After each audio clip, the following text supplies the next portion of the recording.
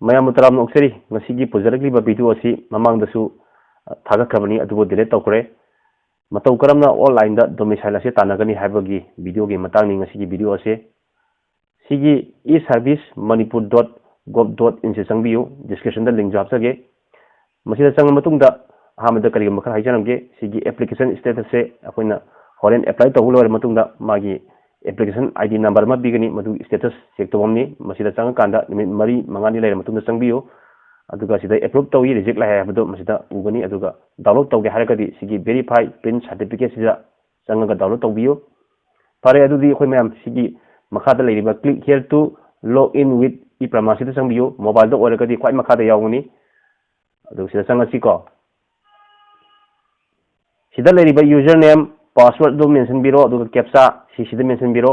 anokba account leitragana sigi new user create an account sida changaga account ma sembiyo account matau karam semni haibado ai video ama khak semjakrabani OBC matau karam online de apply tawgani haiba video adu madugi video adugi link adu description da hapsage madu mayam changa check tawbiyo username password captcha mention matungda login tawrasi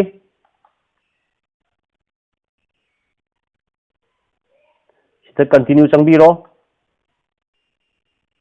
sigi new application se changbiyo aduga revenue department asida changbiyo number 2 da leriba domicile certificate sida changbiro sida apply sida sumaina thole magi application changma masi ko yengasi kamai tawgani habde yengsi sigi salutation da changbiro Mr. Mrs. Siri Srimati Dr. Miss Kumari Nan ko apa makhambiro nupa agana Siri Osiyar Srimati Kumari ko yam laire Mr. Khalasi adongi ming ado sida mention biro haibadi satra adugi mention biro ko aduga magi mapa maming ado sida mention biro si makada father name thabiraga husband organ husband ko mother organ mother sida father name ado mention biro aduga sida other number ado hapiro mapa adugi natte sim applicant name adugi ni ko satra adugi haiba tare aduga sidaida magi gender ado khanbiro male adi female thoksar ani ko district khanbiro aduga subdivision khanbiro aduga magi circle khanbiro aduga sida pin code nambiro pin code ado hapsanbiro email hapiro email leitagasu hapirgunu sida red mark lerising se mandatory ngatani leitabasing se haptrabasu kusukaide ko mobile number haptrabasu yai pin code sidi hapiro sida aduga sida kisok CSC ID se si leiragana hapiro leitagasu haptaba kusukaide ko sida matakta leiriba circle in which application need to be processed si khanbiro sisu adum thambiro adongi khanbiro magi circle ado ko aduga sigi application submitted by sima hapiro sister save other mother father ko brother auntie sida save tawro na sana tawragana save sida sangbiro permanent address se membiro house number se haptabusi yai ko lairagadi hapiro district khanbiro aduga subdivision khanbiro circle khanbiro aduga post office khanbiro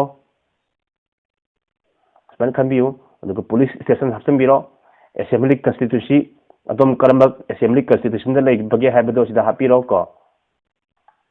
aduga locality leka adu mention biro pin code hapiro sida present address amul ay ko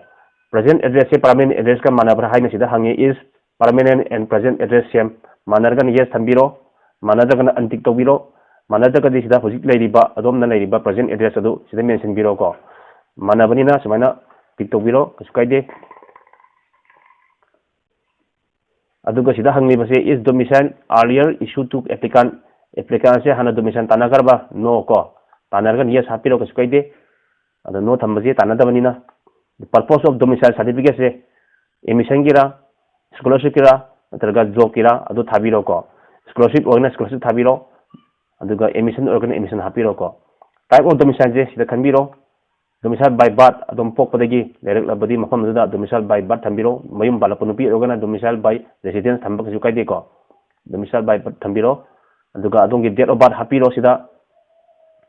aduga place of birth khanbiro sumna aduga the year from which applicant is residing adomna mafam adu da lairakpa chahi adu ibiro adongi date of birth hapsambiro aibadi pokpadagi lairakpanina ko kasu kaide hapa matungda sida total period of stay in years se matanda thoksara ani sima ko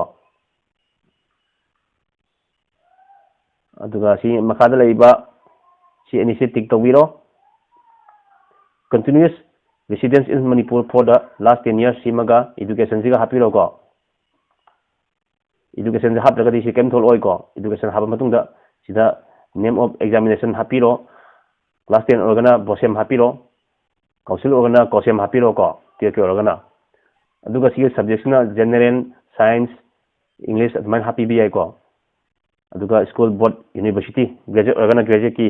magi college maming ado sida hapiro council organa council ki tamba class ki tamba school hapiro tien organa tien ka ki school ki maming sida hapiro ko aduga certificate number adongi mark sheet yauba mathak ti yauba class 10 gi mark sheet mathak ti ibani tier tasu ibani adugi certificate number do sida hapiro ko aduga mayam na khwaide ngaw si gi document ni maruina voter id applicant masadu gi natraga mapa family parents ki have tare ko masagi legana phare lai jagana parents ki hapiro aduga any identity proof of the applicant masadu gi any id haibadi Aadhaar card obi pan card obi Aadhaar card na kai phare mayam loi leina bani no Aadhaar card hapiro aduga number 3 sina akoi up to date jama bandi natraga pata ase masi ma latest update ama hapiro aduga number 4 sida akoi mark sheet ama hapiro adum class 10 gi obi tu ki obi adugi mark sheet to pajana scan taro hapiro number 5 tana adom na hingon gi gasna thi ke bagi test on re habigi slip haiba tare madum hapiro aduga number 7 sida passport size photograph ko photo ama hapiro passport size ta aduga magi accepted file format na pdf yai ko jpeg ko jpeg get png up to 200 kb gi makha da laiba file size ogidabni ko madu khallaga sembiro semba yabani ponda kamaina semgna habdo lo yabni size santan bagi mayam hen khangangoni aduga sida magi select document da khambiro parents ki voter card am hapiro sida aduga add changbiro voter card mapagi voter card hapiro aduga sida upload tobiro sithole ko kathak ke ju yai soi ga ju sida let mark sida kak payai aduga second sem hapase second sina any identity proof ni ko applicant gi tele ji any identity proof of the applicant ya Aadhaar card do hapiro satra do gi Aadhaar card do hapiro upload tobiro dum chage aduga sigi number 3 se up to date pata ogadabni ko dum hapiro sida add option o latest pata khanbiro pata khanbiro aduga sida upload tobiro sumai thole ko home sure sida other required document one sida hapiro mark sheet amba ko class 10 UBI 2 UBI graduate UBI mark sheet hapiro duga upload tobiro se thole ko phai tong hapasi other document 2 sida si number 5 oitini other document 2 se sida hapasi other required document se si other required document was hingon gasna ti ke bagi magi slip haba tare text on di habigi do hapiro hapsalasi duga number 6 ta si passport size photo si other required document se hapro si ko passport size photograph sim hapiro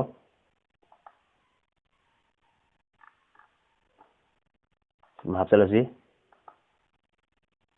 upload tobiro aduga meliba mayam se sumran haina yengbiro sumba sum dabra haina munna yengbiro aduga sida tick tawraga sida submit tawbiu submit tawlo matungda dongi id number application id number adu tholani madu screenshot logtok piaro natraga download tawro thambio adu hayeng status check tawba yanaba ko aduga mayam na confuse sa payaro su comment tawbiro ai mayam mating pangba ngamre yengjage sini yam laina matokram na online da domicile si tanaba ya habadu ko process ka su leitaba poni yam layo poni mayam su yumda leina dongi pai pa pon adu ki tatopio sini matokram na online da domicile tanagani habadu ko ai video sa dom kana fangati like and share topiramo anobu subscribe to subscribe to sambiramo. Thank you for watching.